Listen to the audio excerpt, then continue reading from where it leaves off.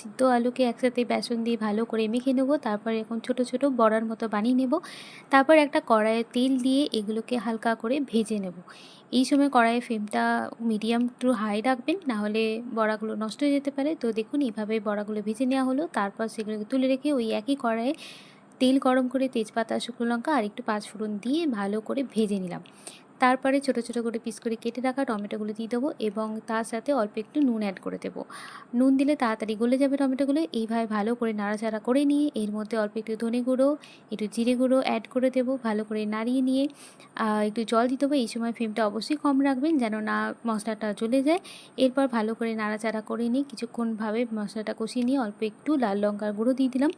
এরপরে ভালো করে নাড়াচাড়া করে নেওয়া হলো এবং অল্প একটু জল দিয়ে এটাকে জলটা ফুটতে দেওয়া হলো এবং তারপর বড়াগুলো ভালো করে বসিয়ে দিয়ে ধীরে ধীরে কম আঁচে রাখলেই, তারপরে একটু কাসুরি মেথি আর কাঁচা লঙ্কা দিতেই হয়ে যাবে।